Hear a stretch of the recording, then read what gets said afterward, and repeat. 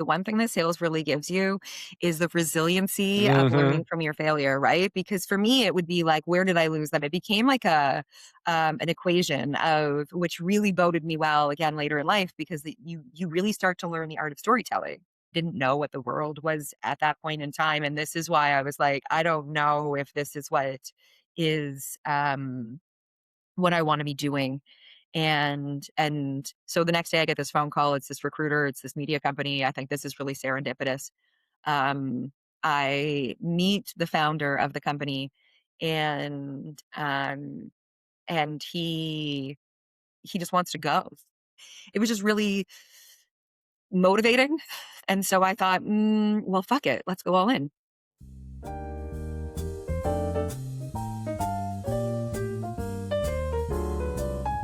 Nikki Stone, thank you so much for stopping by today. I'm looking forward to talking. It's been a while. It has been a long while. I'm really happy to be here. I'm a big fan of the podcast, as you know, so it's exciting to be here.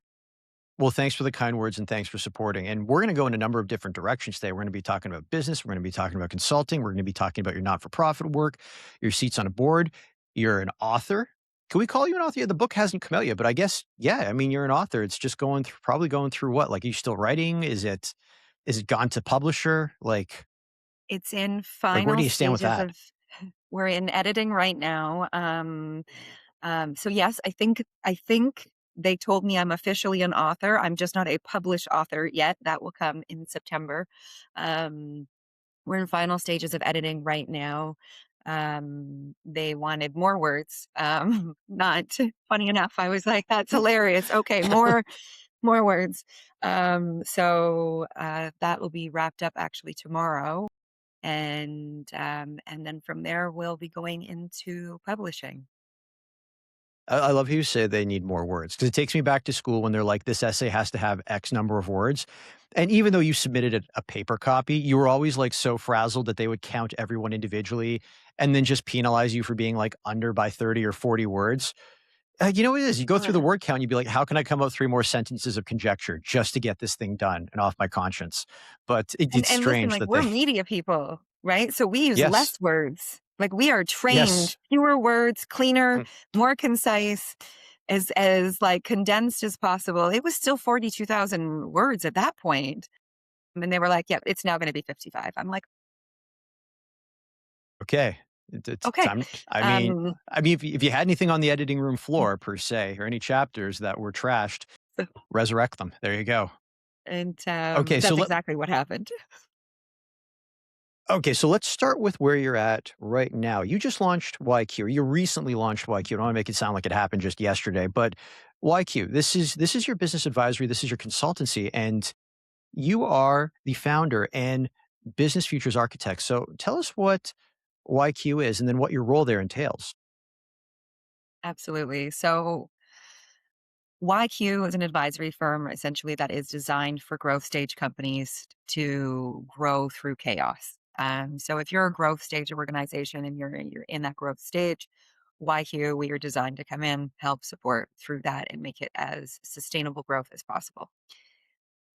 YQ is the frameworks in which we utilize. So it's always our why is purpose driven, and then the 3 Qs, which are our quotients, your intellectual quotient, your emotional intelligence, and of course, your common sense. Um, what do I do there? I'm the founder of YQ. It was a framework that we came up with as we were actually writing The Architect of Resilience, the book that we just talked about, that we're getting ready to publish. And as I was writing that, which was a very long journey, it became very apparent to me over that journey that the frameworks were so clear. Um, and that resilience really is the key to innovation and growth. And that's the key for an organization to really be able to scale. So as the business futures architect, what I actually do is help companies design what their future is going to look like and how they're going to get there. Well, we got a lot to chat about, and we're gonna come back to that later on. But So as always, that's a lot, I know. as always, there's a no, no, no, it's great. But it's okay. This is an interesting point for me. So we start by going back to where people are from. I had no idea. You didn't even name the city when we were doing our pre-production research, or the town or the village. You just said it was the smallest town in Alberta near the BC border. Has this town, does it have a name? It's Grand Prairie, Alberta. Grand Prairie, Um, Alberta, okay. and so I think it's much bigger now. I actually haven't been back. But whenever I lived there, there was like a hospital and a school. I That was mean, you kind need of those it. 2 things, that's for sure. Did it, I mean, did it have a grocery store at least, or was it one of those places I'm where, like, sure there supply must like have been. okay. So, was it also, I guess, right next to the, Northwest Territories, border with that? It's yeah, it's pretty far up there in terms of its location. I left there quite young, and then moved to the Niagara region. So I don't have a huge memory of that time, but that's what I do remember. Where in the Niagara region? I used to live there. Predominantly, some of my earlier years, I lived in Niagara Falls, St. Catharines, Niagara on the Lake. Um, yeah, in that spent a lot of time in Grimsby as well, just because it's I worked in that area for a while. I Where know are you St. from? Catharines. Mississauga, but I went to university out in St. Catharines, Brock University, so I'm very familiar with the Niagara region, and it's got a very big place in my heart. It Lis Grape and Wine yeah, Festival? grape and wine. I Grape know, and Wine love the grape. Festival, yes. You can. One of the most underrated parties in Ontario, I would hands down. wholeheartedly S agree. As people, somebody who grew up with friends who now own like wineries because they converted like their family farms into vineyards and things like that, and then put a winery mm. on it. Like it's like it. Grape and wine was like your ruckus. I would liken it to Taste of the Danforth or the Jazz Festival in the beaches or something like that, but much more boozy. So what was life like growing up in Niagara? Oh, I mean, my early life, I was poor. So, you know, it was poor life. I don't know how else to describe that to people. And they're like, I lived, for a period of time with my grandmother. I loved that. My Nonna was, the most amazing human and a huge inspiration in my life. And then, my mom married her business partner and we moved to like the good neighborhood. Mm. Um, and that was like a massive You said that was a socioeconomic big shift. social.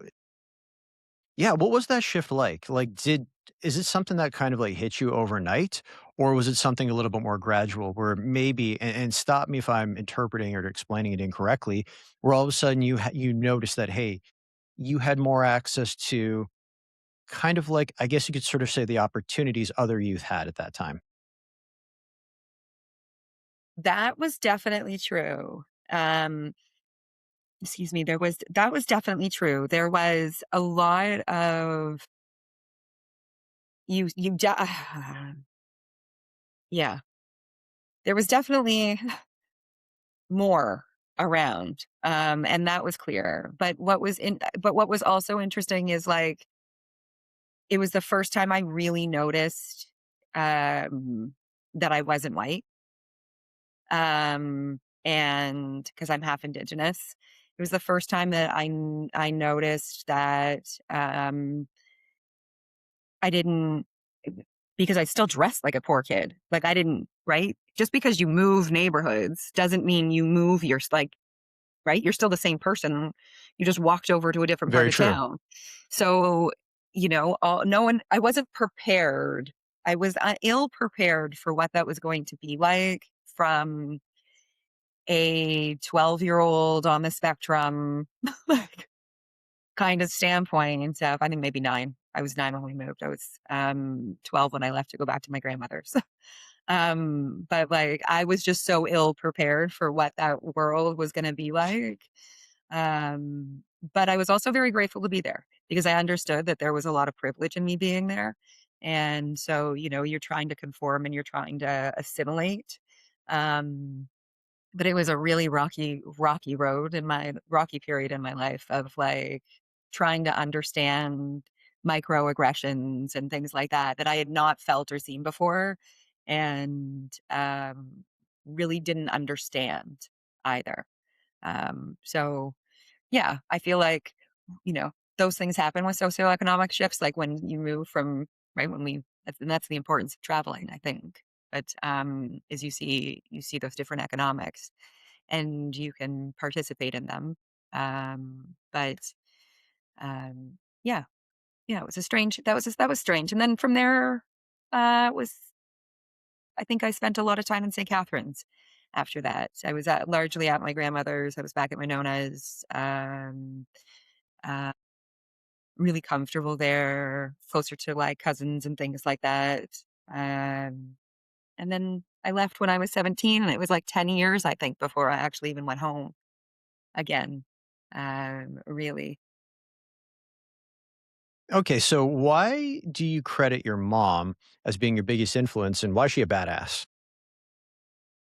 My mom's still a badass. Um, she's like, she had a stroke last year, and she has been fighting the system so hard to get like the procedures changed in her region so that when you have a stroke, you immediately go to the stroke hospital and not an interim hospital. Um, and I've actually never been prouder of her for her badassness. And I credit her because I think she she was a single mom, 2 kids, 2 girls. She moved back from Alberta solo, to Ontario, lived in with my grandmother for a hot minute, like I said, in those early years. Managed to, she was a hairdresser, managed to, buy a house, um, and it was in the worst part of town. Like, let's be real about what that was. That's why, like, we lived there, but she managed to buy a house and actually own something and know that that was gonna be, that she could start to build a life, with some stability for her kids, and I respect that always. And then she started a business and opened up a small chain of swimwear stores over the years and like grew that. And this is somebody who she couldn't even speak English till she was in grade 2. She certainly couldn't read until she was much older. Really at a strong level, and yet she taught herself all of those things, constantly is just one of the most generous people, with a huge generous heart. Like, she's always giving back to the community. She's always helping like the schools that were fundraising and donating stuff for fashion shows and like, Mm, just all of those things to help the community however she could. And that really just stuck with me over the years of like, she showed up. Like, even when she couldn't show up, she still found a way to show up in some way, like, that is important to um, do it in some way, shape, or form. yeah, You've yeah. got a couple of other people on the list here, so but for the sake of time, I'm gonna zero in on one that really stuck out to me. Reese Witherspoon. Reese Witherspoon, what, like, it's hard? The, I have just so much admiration for Reese Witherspoon for everything that she's done, but growing up as a child of the '80s and into the '90s, having, like, Legally Blonde, um, was was actually something that, like, impacted my life because if she right, she was like that whole, like, it's hard to get into Harvard, and you saw her cramming and how much support she had around her in her community that was helping her in every way, shape, or form. Like, they were sitting there with the drinks and, like, whatever, and she studied, and they were doing her all of the photography to put her shoot together for her, and, like, what it really took was that she had a village. And I think we often miss that was like she was just a really great person. She was very smart in that right in that movie, and she was a good person. And that really flexed because her community stood behind her when she wanted to do something and helped her get there. And what she did with it was a lot of good in that spot. And so maybe that's ridiculous that that's what I saw out of that, but that's what I got. But then I started looking at Reese as a whole over because I do study businesses for fun, um, and for work. And one of the cases that I continue to love and to deconstruct is just what she's done in terms of building an empire that was She has, rooted yeah. on on her laurels, right? Of like her values, what she believed in, where her purpose was. And she was like, I am tired of women being seen in a certain light. I am tired of having to play the victim. I'm tired of ageism being a thing. And all of those great stories that she wanted to tell in a way that, right? Like, look at the stories she has told. Um, and that she's been a part of. And you just think like, you know what? Like she's done like, what an example, what a role model for people to look up to of somebody who decided to use their voice, to amplify so many more. I like that you called out the ageism part. I might be getting this wrong, but I remember watching an interview of hers years ago. This is like before the morning show. And she said that she really made the jump to producing and trying to even write as well because she realized that the way Hollywood treats women when they start to get into their 40s is you kind of get relegated to like basically being someone's grandmother, or you get relegated to playing a mother, and that's really about it. And she kind of realized that if she wanted to continue playing the roles that she wanted to play and tell the story she wanted to tell, she couldn't wait around for someone else. She had to take a lot more authorship of that. It it's entirely true. I mean, look, I'm gonna speak a little candidly, but we've seen this a lot in our industry. Yeah. It's a big part of the reason that I talk about it on the 6th, which is my podcast, but we talk about owning the rails a lot, like own your rails and the importance of that. And I truly, truly believe that because you get to a point where we are seen as relics in our industry. And yet to me, there's so much value in that knowledge, in that the wealth of right. We used to have our elders to tell stories because that was important because it was knowledge. There was institutional knowledge that was in there. So we wouldn't make the same mistakes over and over, which is the actual definition of insanity. Um, but we lose that sometimes because newer, younger, cheaper, better, faster, right? Like we have these notions that that's the case. And we have these notions in Hollywood that no one wants to see wrinkles, like, no one wants to see my laugh lines, but I'm like, "But I earned them." Hmm. So many laughter, so much laughter, I earned those, like, why can't I show them? And it's only right, like, we look at nature, I say this all the time, and I, like, stop and look at the trees, I mean, we have in my neighborhood like, trees that are hundreds of years old, what a blessing and they're so beautiful and they have all these deep rooted cracks and stuff in them and it like that's what adds to the beauty of the age of the tree and of nature and yet like women we can't that's the line. No, no, look, I totally know where you're coming from. I had Tony Lucasano on a couple of years ago, and we talked about ageism. Like we talked about how it's impacted his career, despite the fact that he is this seasoned sports media sales veteran. And yeah, he was bumping up against that. But we could do a whole podcast on that. Yeah, But we could. here's the here's one thing that I kind of half jokingly say. So your first job ever was delivering newspapers. So I kind of joke with people and say that was your first job in media because that was you were controlling the distribution channels. So your first job delivering papers, was it a free daily or was it a free paper? Was it a type of paper that you had to go back and collect on? And how did you get into it? So it was a free paper because I did not want to have to go back and ask people for money. Like I was 8 Mm, years old. fair enough. Yeah.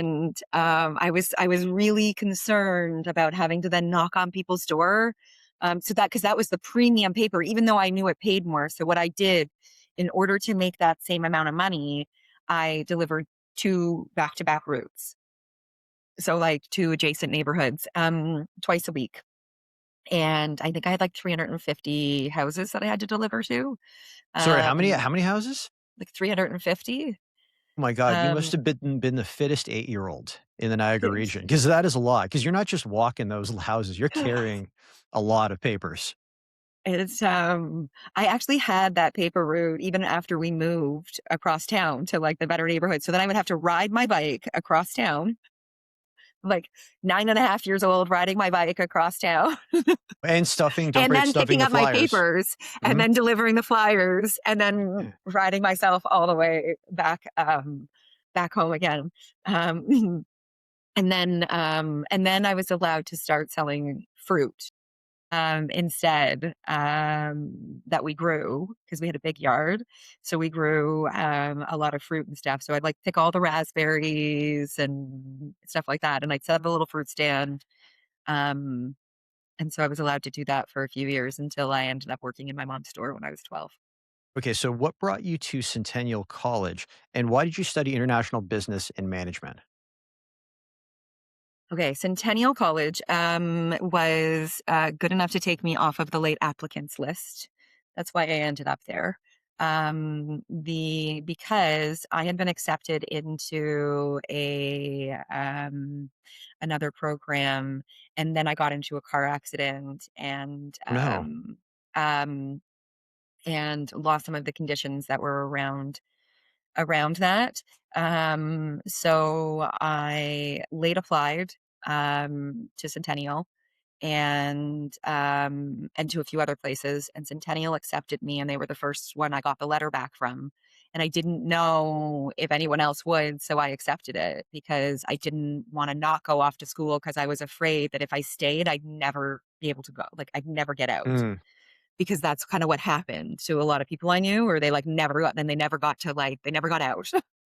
Um, and so I jumped at the opportunity. My family was none too pleased with me because they had about 3 weeks notice that I was leaving, no longer going to be working in the stores, moving to Toronto, and I needed to find an apartment and get myself set up. Which let's not call it an apartment. It was a basement. It was a room in a basement of a house Mm. that I was then able to rent for $300.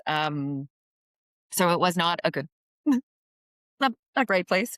But it got me in, and since I had n- no scholarships anymore, because that's what everything was hinged on.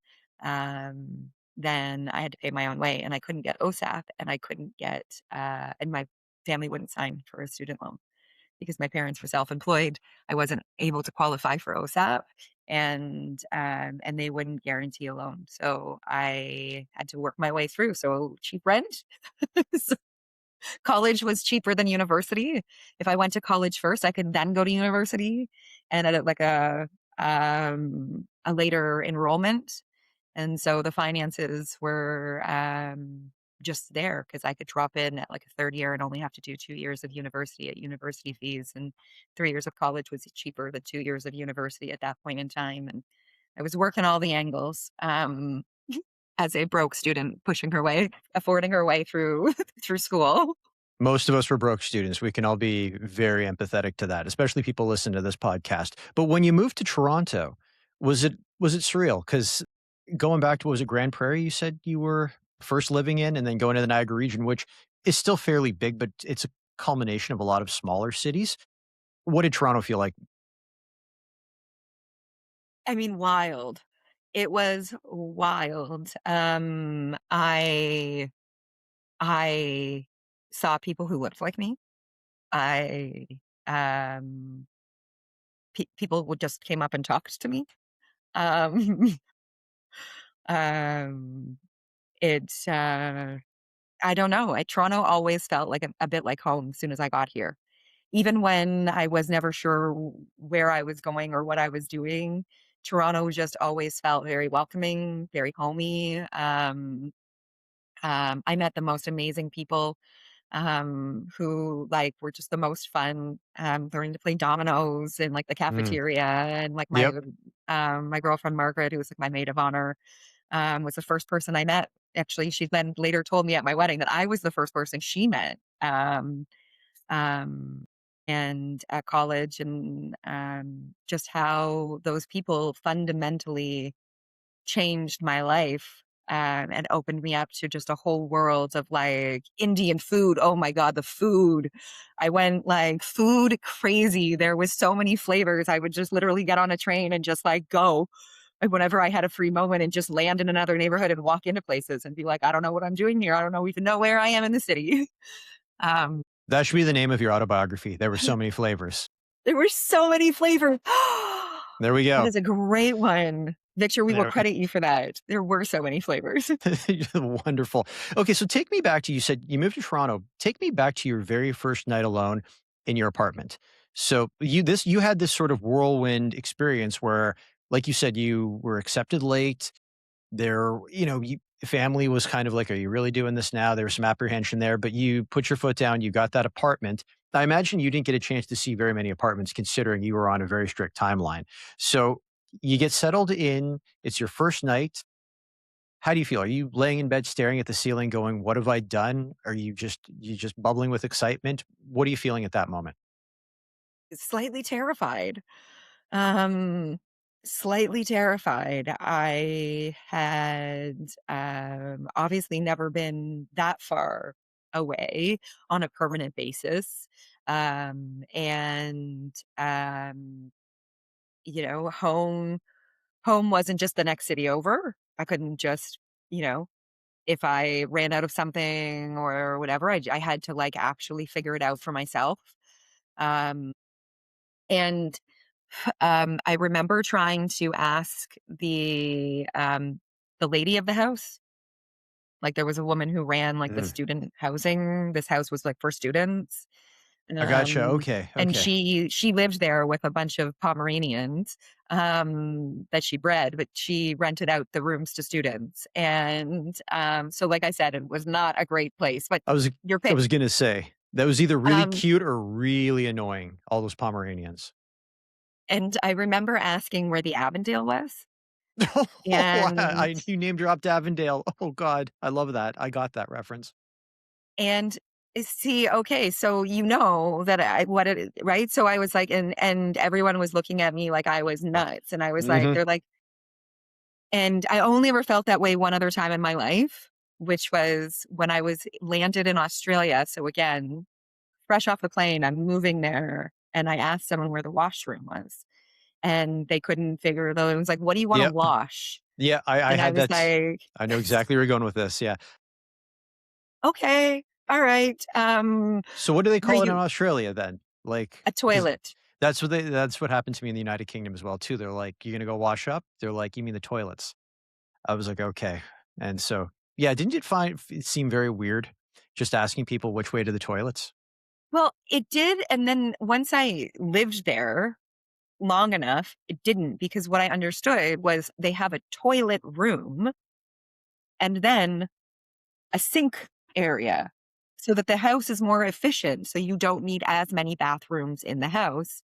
You have efficiencies that are built into that. And so once I understood that, I like was like, oh, it's because the room is actually the toilet room. Like Mhm. it's not the lavatory or whatever other word we wanna call it. It's like that's actually what it's used for. It's just a toilet in there. So Okay, so nice segue to your time in Sydney, Australia. This is an extension of your education at Centennial, so your next step. So why Sydney? Why fly halfway around the world to continue your schooling? I mean, I was probably running away from home still, but further, You I can't felt get like any I was further than that at that point, unless you're you going to can't. unless you're going to like the North Pole or the South Pole. I felt like I was roped back into the family business. They opened up stores in Wasaga, which was actually a great time. And so then I was expected to be up there and leaving my life in Toronto to go back to this life that I wasn't sure I wanted to be part of. And so there Centennial had an affiliate program with what was Ryerson at the time and a few other universities. And one of them was the University in Sydney. And, um, and so I wanted to finish my degree, in international business and, because I wanted to go to law school. And so, I was able to save up enough money to because it was honestly like the tuition to be an international student versus university here was reasonably comparable. So if I could afford my ticket, I could go, and I just needed to figure out how to live once I got there. Um, and so I went. Um, I had a few friends that were supposed to join me. One of them eventually did join about 6 months later, got bit by a redback spider and almost died. So after we got her back into a healthy enough state that she could fly home, she flew home. So she wasn't there for very long with me, but I ended up meeting again the most incredible people who had major impacts on my life, and some of them today still lifelong friends. Actually, one of them was just here from Germany last summer with her family, um, and um, and just fell in love with it there. Never made it to law school, but Okay, so one thing though we do have to clarify, tell us what the Avondale is, because I don't think we touched on that in case anyone's listening or watching and wondering, what is Avondale? Don't leave us hanging. and so Avondale is the variety store, the corner Mm, store, the this Max, or the the 7-Eleven. or the It's Beckers, the if it still exists. Niagara. Yep. It's the Yeah. Niagara region chain, like It's one of brand. those if you know, kind of like that should be like how you close off the Avondale. Yeah, so it's something like that. That's kind of like the real litmus test if you have lived there. Drop the name Avondale, and if people look at you sideways, you know they're lying about living in Niagara or they haven't been there for very long. It's true. Okay, so you come back to Canada, and if I got this, I'm gonna make sure I got this in the right order. Your first job was that at Explorica Canada in education travel, or have I got it backwards? Was it Sun Yeah. Chasers? Well, I came back and I um ended up working back for that. Sun Chasers is the name of my mom's store. Okay, Um so I came back and said I would run the stores one more season in Wasaga, and because they struggled with those ones, and handle that because I actually knew those markets because I had worked there mhm. for years at that point. And so I knew the customers, I knew the clientele, I knew what the vibe was. So I was like, okay, I'll go up there and run that and for the season. And then once that was done, um, once the season was over, I started working at Explorica Education Okay. Travel. Before we go into Explorica, though, what was it like coming back? Like, you've been halfway around the world at this point. You're seeing places that it sounds like based on early on in your childhood, you could only dream of seeing all these new experiences. Then you come back and you're in the job that, you were in before you left. Was there how do I put it? I don't know how best to put it, but I've been in situations like that where you kind of come back to something and you're at a bit of a low, I'd say. Like, that's the polite way to put it. Did you find that as well, or did you just look at this as a bit of a holdover, for something else? It was a tragic time in my life. Okay, yeah, I can relate to that, okay. It, hands down, if there was a time in my life, and there are, so I would, so my schedule was this. So not only was I back, my schedule was I would show up at like 7 or 8 in the morning, sort of power wash the whole front because like it could be there was a Mm, bar upstairs and the beach and the sand, so you like have to clean up the whole front. Um, I probably had long blue braids or something like that at this point. So like that's what you're picturing at this point of a young Nikki. And the and then I would set up the store and then I would set the second store and 2 doors over. And then I would drag out all of because I did airbrush tattooing. So I would drag okay, out all of the airbrush tattoos. So there was like a swimwear store, then an airbrush tattoo, and then a variety store that I would sort of need to oversee throughout all of the days. And then once the sun went down, the airbrush tattoos went away, and then I'd have to shut down the swimwear store, and then I'd have to go work the variety store until about 2 o'clock in the morning until the bar lets out, and then I'd do it all over again and show up at like 7 a.m. Peppy and ready to go for another day. And hope that the weather was good. Like the um so yeah, it was not at all what I wanted to be coming back to, not at all the life that I was like, this is what I went to school for, this is what whatever.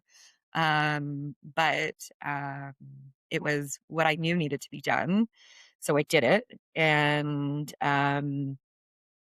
the first chance I had to piece back out, I did. And that was tragedy because, of course, now my family was again not happy with me. Not only now they got me back, but they're like, now I'm leaving again. And I was like, I can't stay. I can't stay. Is there a certain point though where they're expressing all this unhappiness just because you're moving on and you're doing what you want to do with your life where it becomes benign. Like you're like, I knew like you kind of can predict that they were going to be unhappy with your next move because your next move didn't involve staying at Sun Chasers in Wasaga or one of their other locations and looking after the store. Yeah. Yeah. I definitely think that that was in their mind. The plan was that I would just take over everything. And I've been doing it like I started going to buying meetings with my mom when I was 3. So by the time I was in my mid 20s, I had been in the business for 20 years. Like I grew up in retail. I knew all the fabrics. I could tell you everything and anything, even probably still to this day, about swimwear, about fabrics, about how it was made, about what it meant, about how to predict the trends. It came in super handy later in life as I look at my life now. But like it was 20 years of like that environment, which wasn't an environment that I wanted, that I had chose for myself. Now, if hindsight, would I have done something really cool with it? Whatever, quite possibly. But um, now that I also recognize what it gave me, but I also knew that I wanted to see what else was out there, and have my hand at failure. Like it's so what if I failed? Like, okay. Well, I guess this was your launching point. So how did Explorica Canada come about? And correct me if I'm wrong, you were a sales executive there. So you were moving into sales with this educational travel company. Yeah. So I it was actually probably still to this day the only job I've ever truly gotten because I applied for it. Um, they had a posting on some Indeed type of site, and I would go home and sit at my then boyfriend's parents' computer in those few hours that I had between 4 and 7. And as I was sort of winding down, because you can't just like wind down Mhm. when you come home from days like that, I would look for jobs, and their place was closer than my place was. So I would go there because otherwise I would lose an hour driving half an hour to my place and then half an hour back. So I would go there and just like pass out and use their computer for 20 minutes and look for jobs. And I applied for this job, and the recruiter called me, and um and she was like, "Oh, well, you obviously believe in educational travel and you obviously believe in travel and things like that." And I did. I still do. And I still think that travel is hugely important. I think when you can do it through education, it's even a more beautiful thing because there you have all of those safety rails of being in a suitable environment for that time in your life.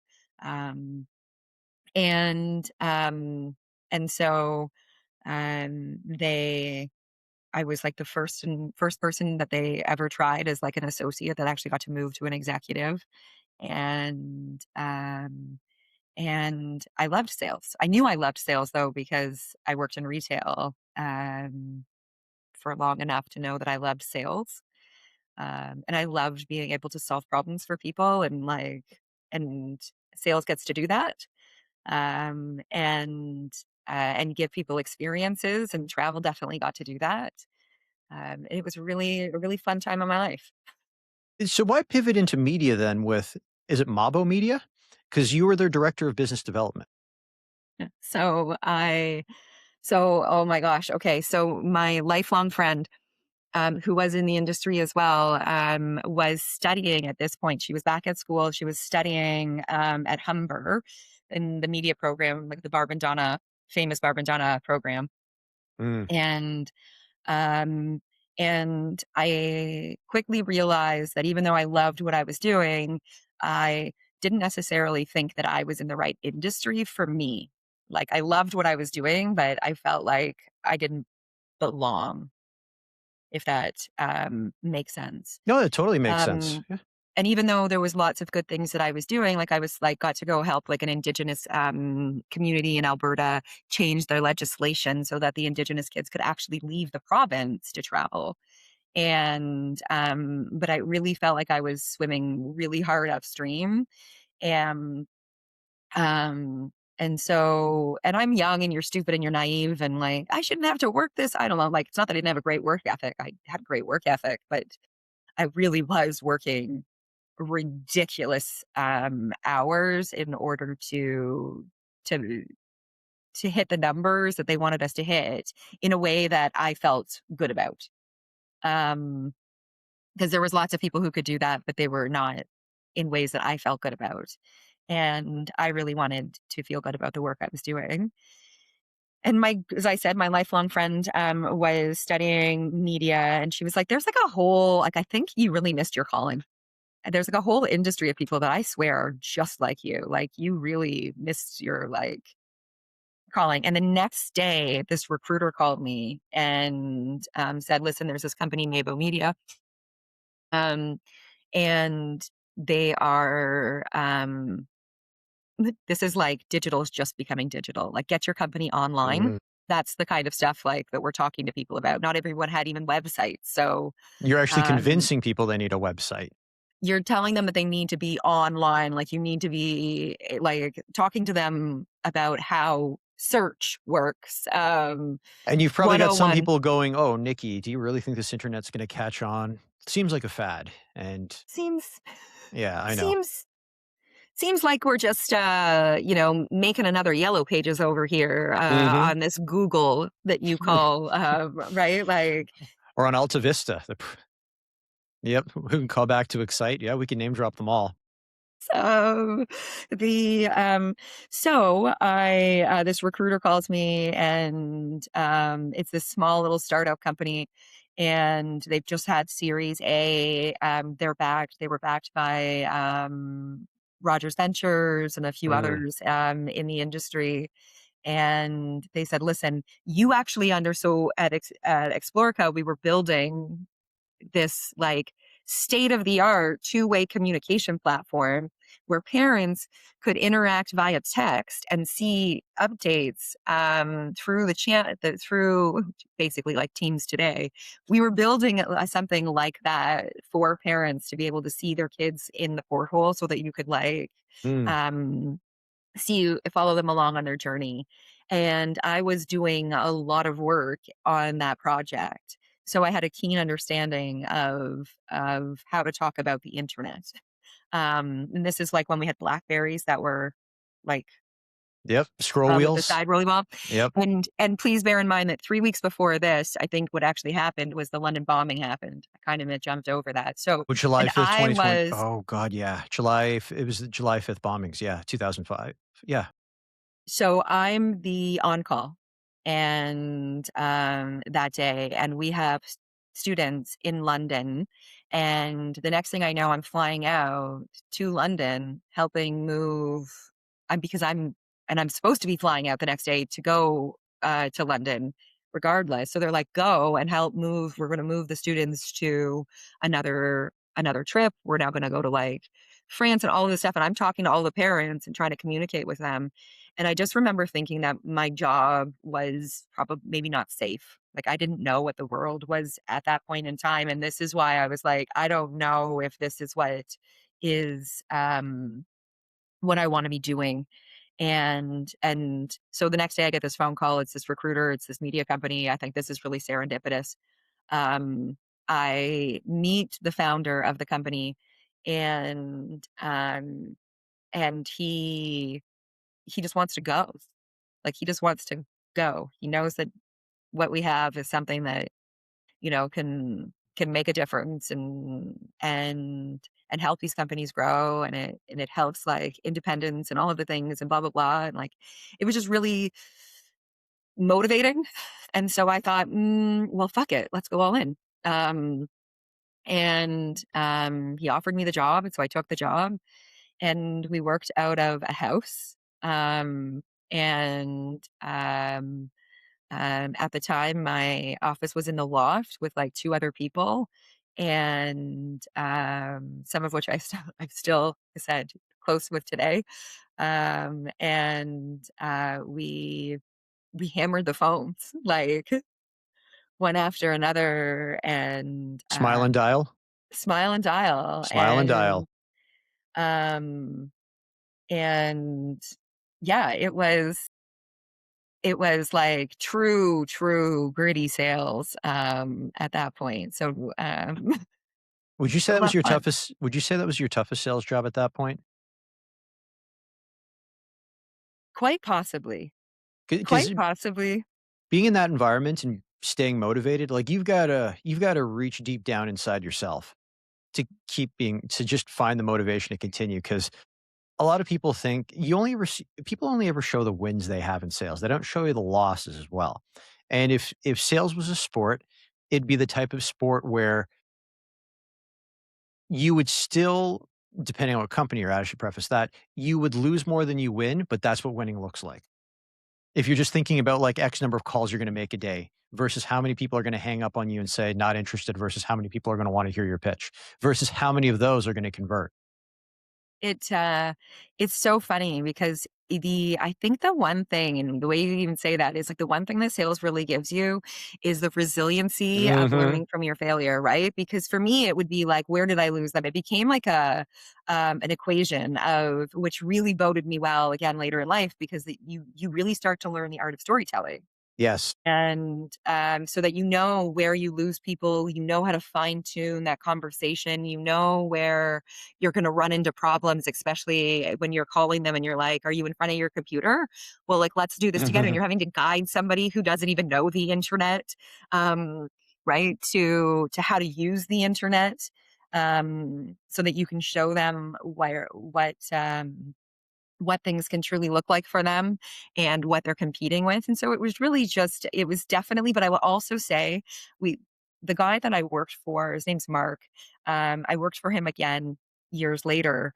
And he was one of those guys who he really helped you understand the numbers, the philosophy. You knew what your closing ratios were. You really, like before we had the sophistication of CRMs and stuff like that, and understand that it was, you needed to have so many things spinning at the Mhm. same time to always have a funnel that was working.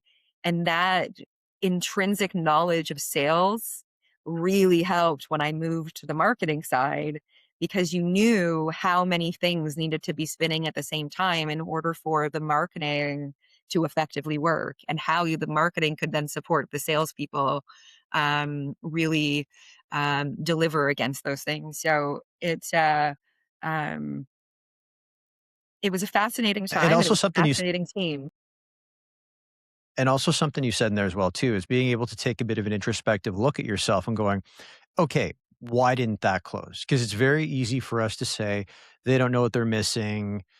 They don't know what they're doing," to just, whip in a bit of arrogance in there to kind of protect yourself. But if you do that too much, you're not gonna understand why you're losing, which goes back to what we were talking about earlier. You're not gonna know why you win. It's so true.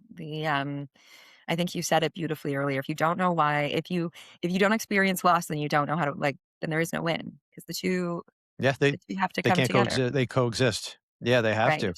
Okay, so you're winning it. I called it Mabo Media. Did I get it right? Mabo? Mabo. No. I'm always Mabo. Oh man, Mabo Media. I can't read. So this is a reading lesson for me. So anyways, you make the jump from Mabo Media, you go to Active International. A really big, is it multinational? I know they have offices in Canada, the United States, but I imagine they're probably global Global. as well. Global. Okay, so then you step into a role as the client relationship manager. So how did you find that role and what attracted you to go into the agency? So again, it was a recruiter, um, You have and, great luck with um recruiters. I was well, I also You just do. really I love mean what that. I'm doing, so I'm not always like, I've never really been looking for a job, versus, like, I've always really liked what I was doing and had so much opportunity to grow with where I was that I never was out looking, so when recruiters called me, I'd usually just hand them off to someone else, but every now and again, you're like, "Well, that sounds appealing." Mm. Um, and the active one was one of that, so it was also timing, so Mabo was being acquired into the Rogers family fully at this point. And um and I didn't necessarily want to go that side yet. I wasn't sure I was ready to go there yet. Probably some imposter syndrome in there. Um and this recruiter calls and says, "Listen, you would be employee 4 in Canada for active, but they're looking to basically build out their entire account management division here in Canada because it's been being handled by the US." And that eventually led to them bringing all of the Canadian media and setting up a fully independent Canadian media office in Canada because we were growing so successfully from just having presence in the market. And which I loved. But yeah, it was a recruiter that reached out, and it was this new, interesting challenge on a side of the business that I really wanted to know more about, which wasn't the net new, it was the retention. And I got to keep all of my business as in the world I was in. And so I knew that retention was I could grow 40% year over year my second year if I retained X percentage of my business, then 80% of my business would mean 60% of my base goal for the next year. So I grow 40% on like and how I would work through those numbers of predicting things. Um, Knowing that obviously companies have different goals and changes. And so you can't retain 100% of the business, although we did get close sometimes to that. Um, and so then how could we do that and what did that look like? So I knew the importance of retention and I knew that I had a knack for it. And so when they called me about this role and said, "This is where you would live," I thought, what a great opportunity to really flex that and see how that can contribute even better to um, the long term growth of a company. So there I was. Okay, so when they told you that you were going to be employee number 4, any hesitation to that? Because that's the kind of line, or that's the kind of opportunity, that's the kind of thing, I shouldn't say opportunity, it's the kind of thing that people will treat as an opportunity or will turn them off of a role completely because they see that they're going to be doing so much more than really what's defined in the JD. And it usually is when you're at a growing company and you're running with a skeleton staff. It was perfect for me. And it was perfect for me because I had come from entrepreneurial family business, then moved into when I went to Explorica, I think there was only 7 people in that office. There was like 12 or 15 or so whenever I left. Um, and when I went to Mabo, I was also employee 4, and, like, the owner was 5, and again, we grew substantially, we moved offices, we had a whole team, I ran teams, etcetera, so I knew what that felt like, and it was very much okay with me because I had a really big team behind me there, um, that I was tapping into, so, um yeah, so I liked that. I will say that the first 90 days were a bit rocky because I was now having to adjust to dealing with like internally all the Americans who were not happy that somebody was coming in to lead the Canadian side. No, I know where you're coming from with that. I mean, they're being forced to let go of something that they had a hand in building, and then you were going to come in and take it to another level. Because I imagine there was a certain point where the company said, "We can only grow this so far over the border. Like, we need people on the ground if we're actually going to have a proper impact," and you were coming in to fill those gaps. And I imagine there were also instances where you kind of had to correct some behavior where you say, "You don't say that in Canada, you don't do that," and so forth. Have I got that wrong? Or has that just been my experience? On the nose, sir. On the nose. All right. So there we go. See? Okay. So sticking with active, you've had a couple of promotions. You were director of strategic partnerships. You closed out your tenure there as VP of business development. I want to ask, when you get to that level at the company and you're no longer doing the initial responsibilities that you were brought in to do, was that difficult for you to let go of? Because a lot of us, like, if you're in sales, a lot of us like playing in the trenches. Like, we want leadership opportunities. Don't get me wrong. There's growth, there's potential for more money as well. But all of a sudden, you're letting go of a lot of those responsibilities that were intrinsically fun to sales or intrinsically fun to, say, account management and client leadership and so forth. Yes and no. That particular role, whenever I was moving over to the business development, I was actually developing all the new business units. So we built out like a full travel company. We built out a full remarketing company. We built out like full, like, and I mean, fully TCO certified licensed, Mm. like companies within the company. So there was a lot to sort of dig into because we were launching all of these new divisions. And, but um, letting go is never easy. Letting go No, of it something isn't in you've this built that business at you put all. your is so not like, especially because I think you care about the relationships that you've built. You care about the people that you've built them with. Um, but it was also a great time to let someone else shine. And so I loved that. And then um and they were moving that division back under sales, and I did not want to go back under sales. There was a definitive personality clash, and Mm.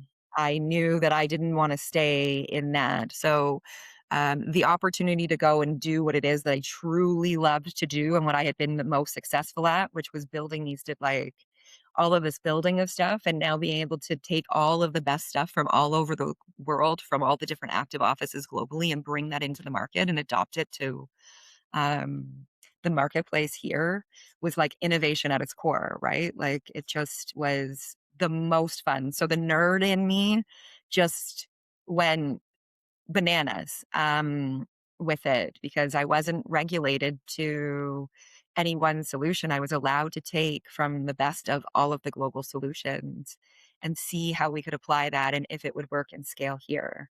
Um, and given the patience to be able to do that, which not many people are in their role. So, and I fortunately, Active's a great place to work. Let me just caveat that they have actually a bazillion great places to work accreditations, um, and the leadership there was and is because a lot of them are still there. Really, we're really like wanting to see people elevate into new areas of the business because they believed that the knowledge that you had about the business, because it is such Mm. a difficult, like mathematically difficult, it's a very sophisticated business. Um, and how they, right, that knowledge that comes with the tenure of somebody, they don't want to lose. They actually just, hey, take that and see how you can apply it somewhere else because that's how they know growth. Well, speaking of growth, no sooner do you get into the agency life and you grow your career, get up to a VP level, you jump ship. You go to Canada Stays and you're their chief revenue officer. So I believe Canada Stays was acquired. So like take us back to what Canada Stays was or is and what your role as the CRO was. So I was the head of revenue strategy, but yes, that was their equivalent to the CRO at the time. I get a phone call from a recruiter yet again, Yep, we and know that story. um, and um, and I was on mat leave with my youngest son, who's Mm, now okay. 11, and Um, so I'm on leave and I get a call from this recruiter and they're like, listen, we'd love it if you would consider looking at this company. And as he's talking to me, I realize that the founder of the company is the founder of Mabo Media. Like I was like, this sounds eerily familiar. Like I know this Was that personality. was that Mark? That was Mark. Was it So Mark? So I say to the recruiter, listen, I get that this is confidential, but can you tell me if I'm accurate here? Because I actually know I've worked for this man before, And he was like, "Well, is it a good thing or a bad thing?" And I was like, "Oh no, it's a great thing. He's been trying to recruit me back for 8 years." um, but I actually think the opportunity is right now, and I think the timing is right. Um, and so I um, meet the CMO as well, and was exceptionally impressed by her. And again, they had just gotten their Series A, so VRBO, Verbo now, which is now owned by Expedia, had given them their Series A, and our job was to raise the valuation for Series B. And so I got to design. This is my favorite job.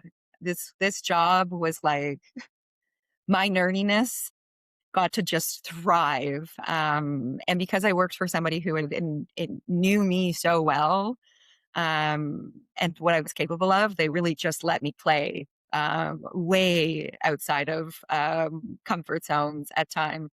But we did things like we helped bring instant bookable properties to the marketplace. Could you imagine what it was like 15 years ago if you wanted to rent a cottage? You'd be like, "Hey, Aunt Sue, do you have a Yeah. friend who has a cottage and I can send them a check?"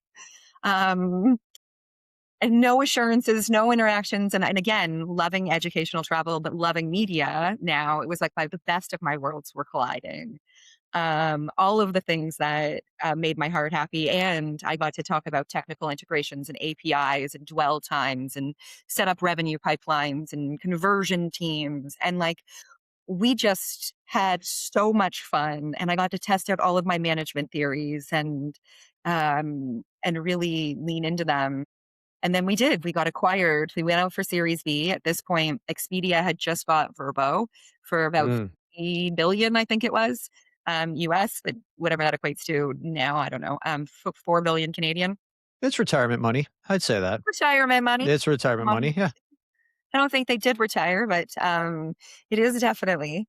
And and as I said, Verbo owned a small stake in CanadaStays. So when we went out for Series B, and Airbnb and Booking both had piqued interest into wanting to move forward into next steps and look underneath the hood, Expedia was like, "Wait a second, we want to look at it first," because they were new to the equation and now on our board.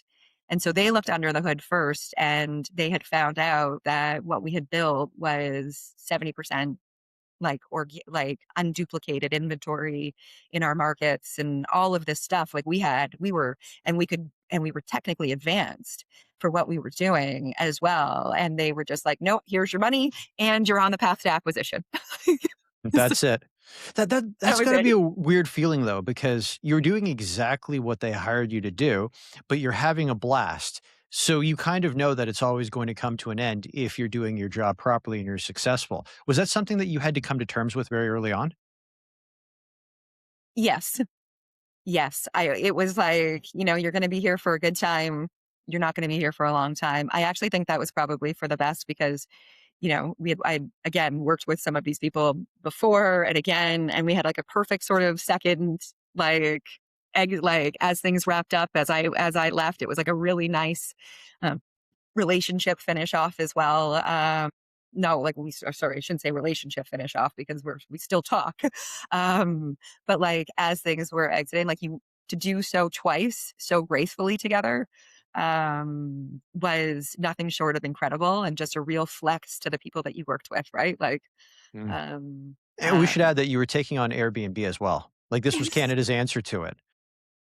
This So was like pre really Airbnb. They were something else before that, but like, yeah, we were going up against like heavy hitters. Like I would be on stages talking next to like the the main guy from Airbnb and like the main guy from booking.com. And like you're like, and there's me, this little Canadian girl, um, standing up there like and we were delivering phenomenal results for our clients because we could distribute through the Expedia family at that point. So like what our clients saw when those early clients that were with us just saw right, like this phenomenal growth of a really regulated platform that made sure that the traveler's assurance and all of these things were like tightly taken care of, and took a wild, wild west industry and really put a lot of regulations around that, which was a lot safer for travelers, but also for vacation owners, like homeowners. Okay, so that deal closes. I'm sure somewhere in here we're going to be talking about you being in touch with a recruiter, but do you take some time off before you make the jump to Publicis, like to just kind of recharge after that, or do you jump straight into your next opportunity? And did it So involve a recruiter? it it actually involved, Andrew, who's the head of Active still, and was my former boss at Active. So, we still, meet up every so often, a couple times a year, shoot the shit, see how life's going, what's going on with the family, and all of the things. Great people, that you just don't wanna lose touch with because they're great people and they taught you so much. And so I was telling him what was going on in life and like how this was coming to a wrap. And by all means, I had the opportunity to stay and move in because they loved what I was doing and things like that. But I knew I didn't want to stay. And go into sort of that. If I did, I wanted to go a different direction. I didn't want it to be in the travel space yet. I was very happy to get to go back to agency space. And so Andrew was like, "Well, listen, uh, we do some really good work with the people over at Publicis, and they happen to be looking for a head of country to come in and start up this new division. And because of the type of division it was, guaranteed performance division, it's a highly ethical center. And Andrew was like, if someone's going to go do that, I would love it if it was you because you you know that world and won't like muddy the waters of it. And would you be okay if I put your name forward? And, so not necessarily a recruiter, just sort of someone who passed my name along, and, to Talia, who's like, I think now she was at the time the head of Apex, but is now like super up there in Publicis. And she interviewed me and eventually hired me into the organization. Eh, and you not just leading Apex, but you were also an EVP that was you were charged with building their out of home division, which is interesting. When we were doing our research on this, or I was talking to you about it. Is just like, but didn't they already have a set of planners that were already focused on out of home? Like, what was so distinct about this that they needed to bring someone in to build it out? So, I at that point was like, so it was employee one at Apex. Jessica Harding then joined me as employee two, and one of the things that I had remembered from my time at Active was out of because I actually started a whole printing division and I printed all the boards and blah blah blah, all the things while I was there. I know an inordinate amount about paper stock too. Um, the And so I knew a lot intrinsically about out of home, and I loved out of home because it was always very near and dear to my heart. My mom used out of home a lot, in advertising, and I literally grew up playing with like the billboard papers as like Mm. in my backyard for the overruns. And um, so as I was talking to teams about what they were doing, I knew how out of home could fit into guaranteed performance and outcomes. And so at Apex, because it was guaranteed performance, we were testing out of home in that. And that started to really pick up and drive out of home for Publicis, which was now an out of home was now seeing this resurgence of in the marketplace. But we were using it as upper and lower funnel deliverables and in order to drive that conversion that we were looking for the clients. So, that led them to say, like, "Well, you're actually driving out of home. Would you be willing to keep Apex, but start a second division and centralize all of the out of home?" Because it was really fragmented across the opcos. So it wasn't like it was part of the deals properly. There wasn't unification. The capabilities from one team to another were vastly different in how they were looking at it. And so just really bring some rigor to the space. Um, and so I said yes. And we cap off your publicist career with executive vice president and managing director at Zenith. So how do your responsibilities and roles change when you moved over to that side of the business and assumed this position?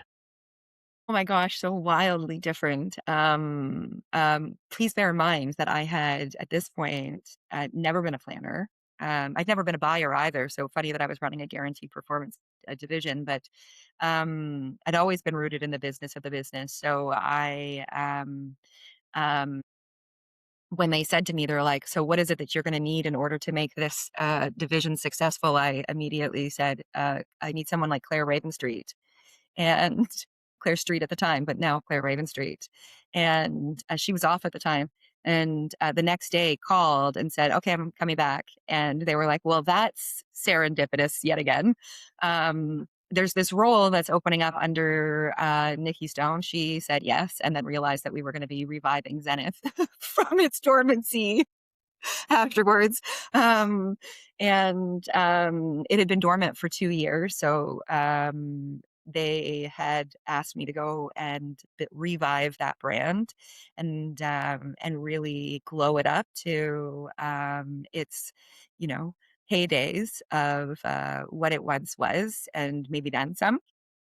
And so Claire and I started designing what that was going to look like and how to do that. And of course, she is a planning and strategy digital whiz. So I got to really focus on the business of the business and how we were going to launch and what that looked like and who were the right teams and what clients were we going to go after.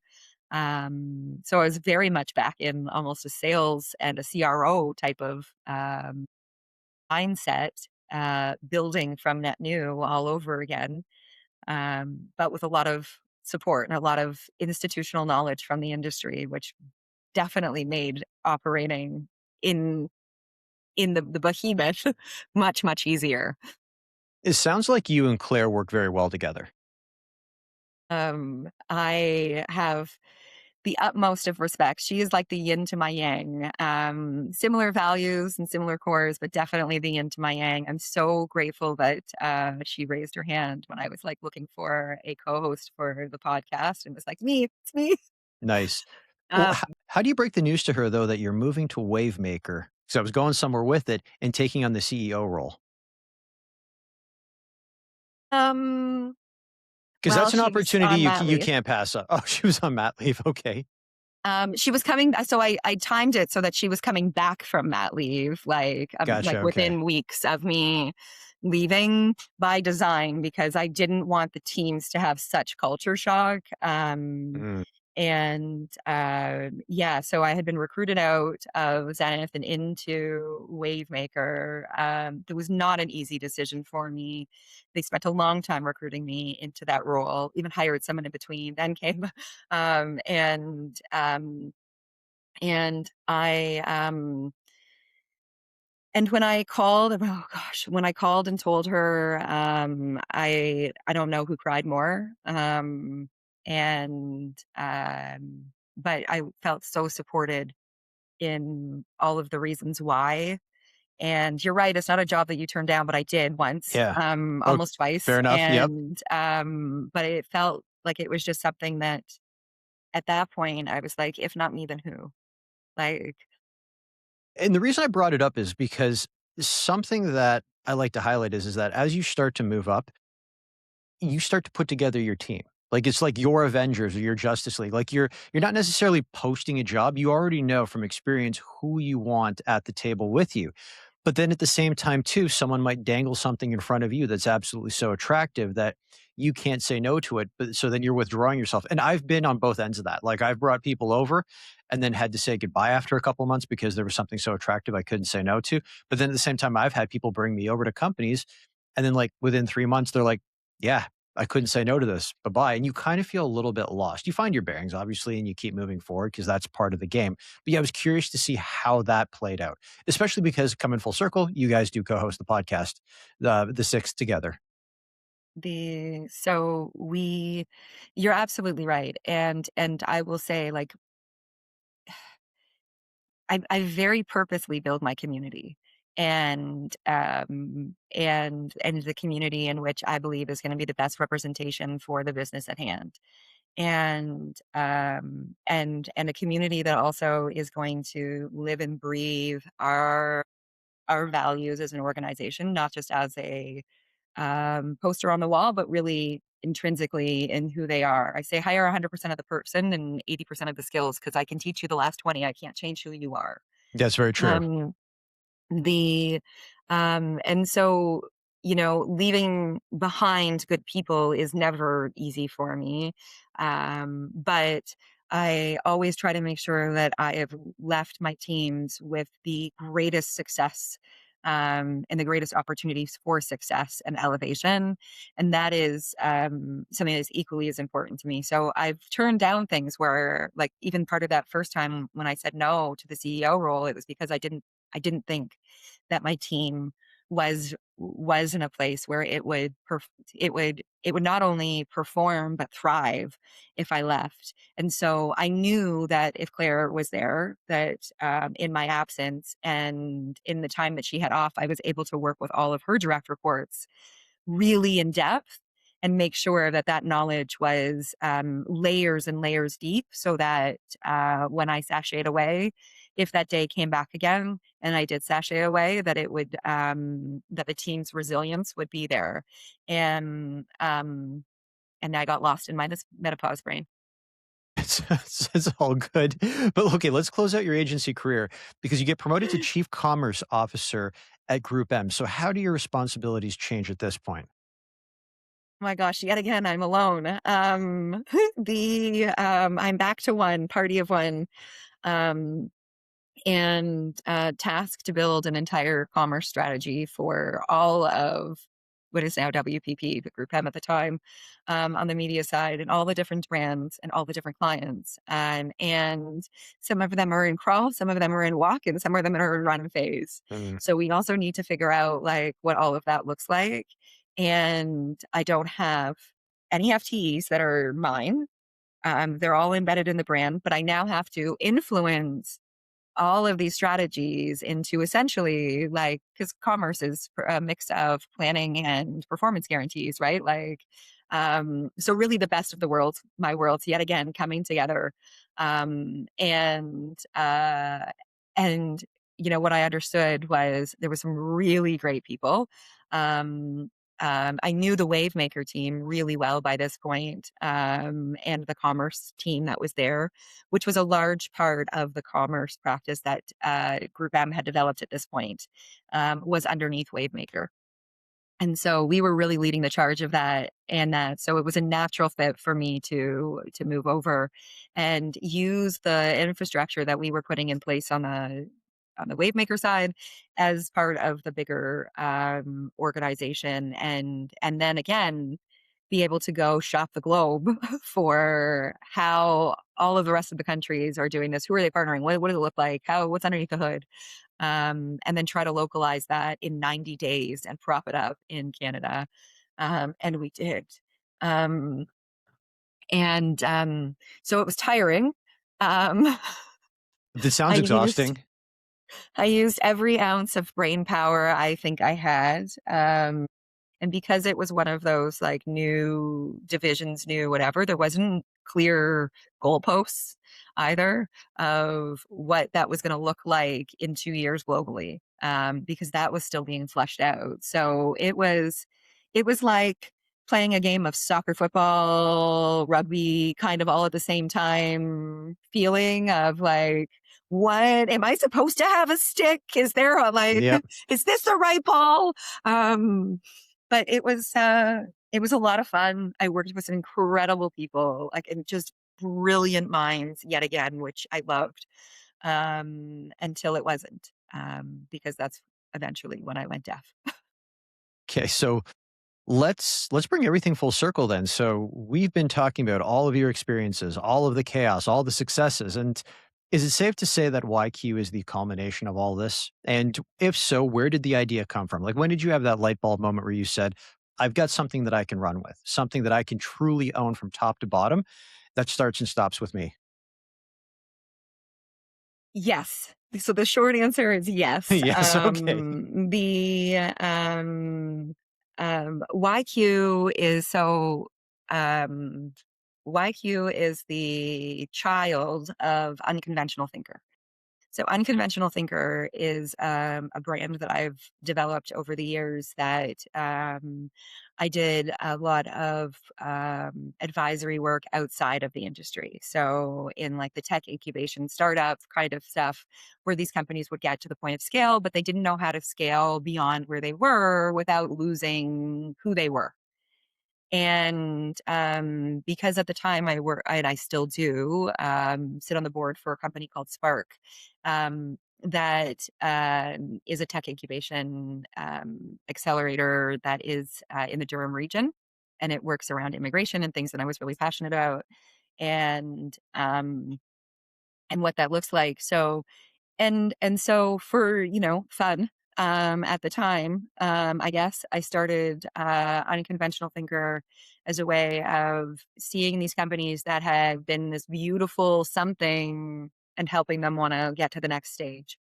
And, but I always kept it very separate from my world of media. It was really something I was doing largely in the not-for-profit space and what have you. And so, I ended up um, on a podcast, funny enough, with my friend Paul Gittins, who has a podcast called The Who Project. And he interviews me on The Who Project. And it's the first time I'd ever spoken about my life personally. This probably being the second. And and because all the stages that I had been on were always so professional. And it wasn't about my life, it was about my work. And so it it was interesting to go through that. And while I was going through that conversation with him, I left knowing that I had to write this book that I had been working on for a number of years that was really about the YQ frameworks and Uh, what I had seen over the years and what the patterns that I had recognized in organizations and what the key to growth was and how innovation played a role to that and how you really needed this resilient organization to do that. But then how did you structure resilient organizations and like what was the fundamental things over the years as I started like analyzing teams with scale, right? It's teams up to 750 people, 4% attrition rates, like super, super low. Like, you're like, what are you seeing and how are you doing that? And people would constantly ask me that. So I tried over the years to write that down and mm. and try to get it out of my head in a way that made sense. So then I left there and I thought, well, I get to write this book. And the worst part of Victor, I got to tell you, was that I did not know how to write a book. I'd never written a book before. What do I know about being an author like that? But So okay. where do you start with that? Because that's an interesting point. You got all this knowledge in your mind, and you're kind of like, but how do I get it down there, get it on paper, so it actually reads like the type of book people are used to reading and want to Mhm. read? And want to read. I mean, let's be real. It's a business book. So like it's got a small niche, but that's okay. I thought it was really important to tell that story and to also share the knowledge because I do believe that rising tides raise all ships. So that was more important to me than anything. So I actually hired a writer. Um, because I knew that that wasn't my wheelhouse, but I knew the content and I knew what I wanted to say. I just didn't know how to get that from this format to that format. Gotcha. Okay. And I needed someone who was also going to really challenge me through that and make sure that what I was saying was made sense because I knew it made sense in my brain, but I'm also a neurodivergent. So like No, I what know where you're makes coming sense in from. our Yeah. brains is sometimes difficult to paint the picture of. And so um so I worked with him for a really long time in order to help find those words and work through that journey, which was a very interesting process. I highly recommend it from just a having to truly collaborate in the most vulnerable way possible with somebody, a kind of experience. But um, It almost it was a sounds lot like of a fun. bit of a therapy session because you've probably got a bunch of notes and a lot of knowledge that you're like, I've just got to impart it on you because we've got to start somewhere. And then he's probably going back and forth and picking it apart and going, should I present it this way or that way? Because he wants to stay true. He's going to present it in the way that you've hired him to present it, but he also has the challenge of staying true to your knowledge and your work And my voice and your voice. and Yes. who I am. And so I recognize that that is its own art as well. And being able to do that, it is almost like a therapy session. There was a lot of voice notes, a lot of back and forth that way so that I could express myself in a way that he could hear my tone and what I meant contextually about things. Because I write like an executive writes in bullet points, in matter of fact, short words, succinct, fewer words, not more words, like above the fold. If you have to scroll, it's too long, like Yeah. kind of I know what you're saying. mindset. So, so yeah, getting I can be very verbose, obviously, in person, but getting that into writing was not translatable in my brain. So having support was immensely helpful. And in there, it really the YQ was so obvious because it was part of the frameworks. And what happened was then I had people approach me to ask if I would do fractional and advisory work for them in the industry. And I didn't know that that's where that was going. And I thought, well, I don't want to do that underneath unconventional thinker because that is something that is totally different. In the industry, it requires a whole different set of tools, tech, blah, blah, blah, all the things. So I want to really carve that out so I can focus on it. And that really became YQ. The name was just so obvious to me as to like, but why? Like it was either purpose quotient or like YQ. Because we're like, what's your why? And here we are. Like, why are we doing it? So, um, yeah, Let's so about the book. It comes out in September. Can people go somewhere like Indigo or Amazon to pre-order it? Because if so, I'm definitely going to throw the link at the bottom of the screen. you can join the wait list. It's on our site, either the YQ site or the Six Suite podcast website. So I'll gladly share both of the links. I'm not sure on publishing route yet. In a couple of weeks, on the 15th, 16th of June, I actually decide which route we're going to go for publishing. So we're accepting waitlists now, and I'll gladly share that out. Thank you. No worries. So, okay, so we're going to put both sites at the bottom of the screen right now, but can you give them a call out just in case anyone's listening to this versus watching it? Sure. So think THINK, like the word think, YQ, the letters YNQ.com. Or, of course, you can go to the Sixth Suite, the sixth like six T, the word SIXTH, suite, podcast.com. Okay, we got a couple other things to touch on before we go to rapid fire questions, but let's throw the podcast out there because at time of recording, it's still relatively in its infancy. It's relatively new. Maybe about a month and a half old. You've got 3 or 4 podcasts published at this point. Yeah, I think we're dropping episode 5 this week. Okay, so episode 5. All Um, right, and by the time this the goes live, you'll probably have about 7 or 8 episodes live.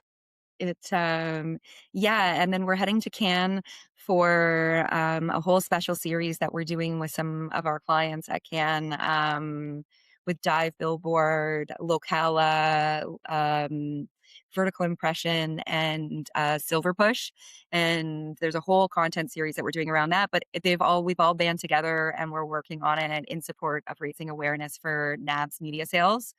And so actually today there is packages being delivered to all of the major agencies and partners here in the marketplace with the early wristbands that say like I'm with the podcast and the NABS logo Mm. and some really fun executions that we'll be doing leading up to it.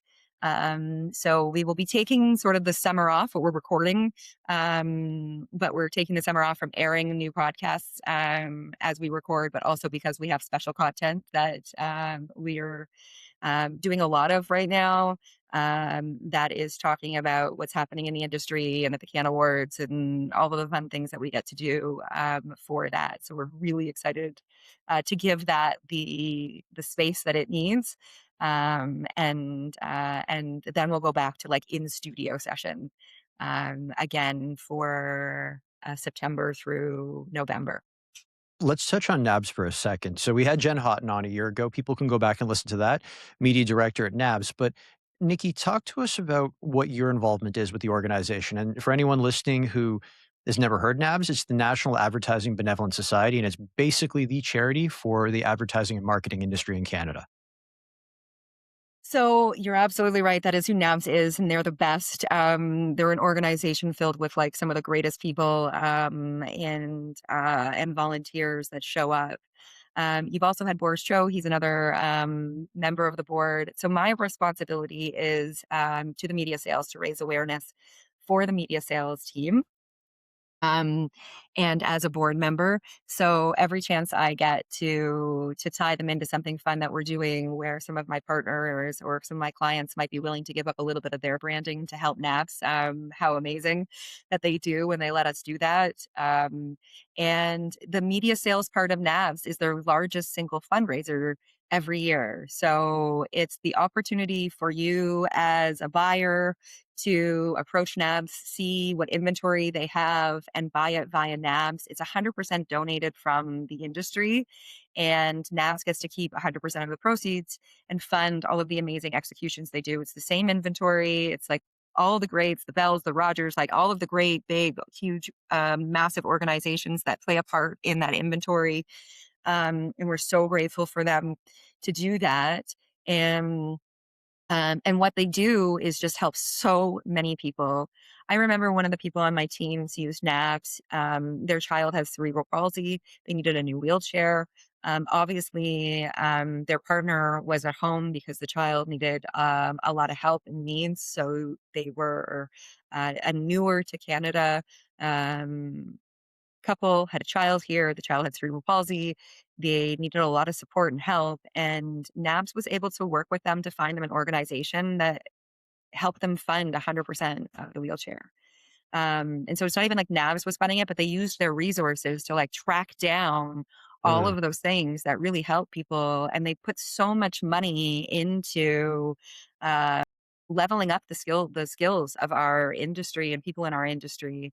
And so I think future proofing yourself and your skills is always something worth investing into, but life happens. And when life happens, NABS is there. They got your six. Mhm. And so, they from the sixth suite to having your six, like it was just it's who better to talk about in that presence than Navs is like the people who you just know that if push goes to shove, you've got somebody there that's there to help. Like what a gift. Nikki, this has been a fantastic chat. Thank you for being so generous with your time. I know we've gone over. You ready to bring it home with rapid fire questions? I am ready. Okay, the body of work or campaign you're most proud of? Even though it's not published yet, I still cannot believe the young little girl inside of me that still cannot believe that I wrote a book, like a book Your favorite about a movie? serious topic. My Sorry. favorite movie. This one's tough. It would either my favorite movie is Goonies, but I would say Shawshank Redemption is up there, and obviously Legally Blonde I is will say my that this is the second time in 3 episodes that The Goonies has come up. The other one's still unpublished at this point. But yeah, not as a favorite movie, but there was a Goonies reference that came up with, uh, with one of my other guests. Okay, so sticking on the topic of movies, if Hollywood were to make a movie based on your life story, who would you want to play you? that depends. Either if we're how we're looking at it. I used to get a likened to Catherine Zeta-Jones or Mila Kunis, or I can't even say her name right.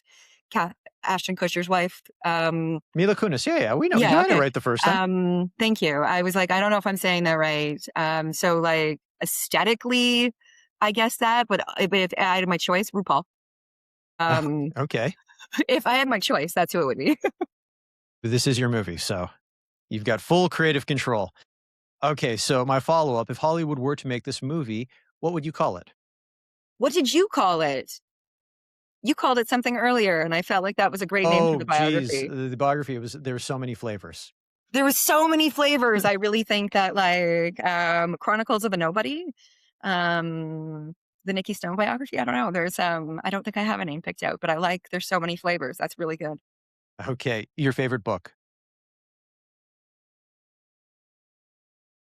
Okay, unfair question. Probably the Pelican Brief, because it was the first book I ever finished cover to cover. Your favorite song?